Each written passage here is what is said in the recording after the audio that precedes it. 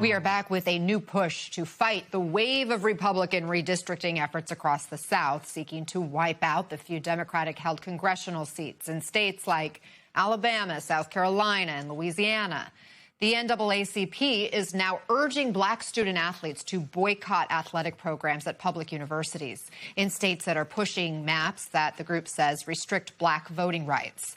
The group's president says Republican-led southern states are seeking to reinstitute a sharecropping reality by recruiting black athletic talent to play for flagship universities while limiting black voters' ability to elect candidates of their choice.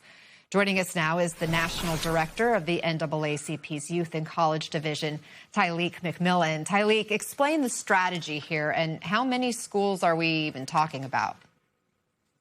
Yeah, the Out of Bounds campaign is ultimately about accountability, power, and the value of Black lives beyond performance. We are seeking and asking institutions to recognize that Black students and athletes are not just assets to be celebrated on game day, but they are human beings who are deserving of protection and representation in that investment. Everything in our lives is political because policy shapes our everyday existence. I think about my time graduating from North Carolina A&T. My first time voting in a presidential election was as a student. So understanding that the political power that students have on their campuses as they're being shifted to these universities to play sports, understanding and centering that is going to be important. And again, we're talking about southern states that are the focus of this campaign, right? What states, what universities are you targeting? Yeah, as we're looking at the southern states, as you mentioned here on the map, as we're looking at our Mississippis and our Floridas and our Louisianas, where we are seeing these attacks in broad daylight. This campaign is a call to students, but is also a deeper charge to families and alumni and consumers and faith leaders and communities to think critically about where we invest our time, our talent, and our visibility and our dollars. Black athletes and Black students generate enormous economic value for universities and states.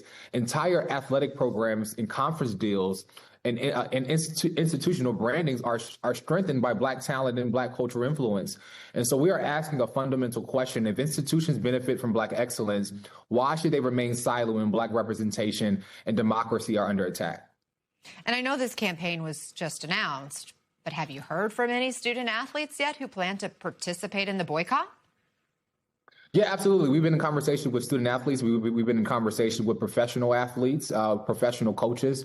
And I would just say that our young people are paying attention to more than ranking in facilities. They are asking whether a campus is willing or a university is willing to defend their diversity, their equity, and their inclusion, to defend their voting rights and the truth in education. And so silence from these institutions sends a message, and it tells Black students whether they are valued only for what they produce or respected as full members of the campus community. And so we want to ensure that this generation understands their influence is directly impacted. Young people know where they commit their talents and visibility as economic and political weight. And we want to ensure that we are putting that pressure on these universities to speak up for their students, not only on, but also off the field.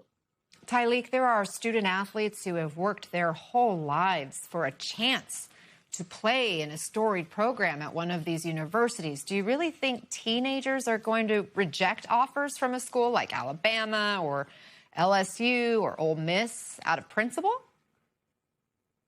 Yeah, absolutely. I think, we're living in a generation where young folks, we are not just talking, they understand the power of their talent. And so it's just not about a facility or a coaching staff, but it's also about the dignity of the university in which they're going to attend. If the university upheld and makes sure that their Black life matters, or that, their representation matters, or that their inclusion matters, or their dignity matters, or their right to fair representation matters. And so these all play into account. And so we want to ensure that if there's not going to be an institution that lives up to that ideal or that morality, there are other universities and historically Black colleges and universities who will center community, or also universities in other states who believe in representation or believe in the fact of students being represented on and off the field. Tyleik McMillan, we appreciate your perspective. Thanks so much for shining light on your campaign that you have.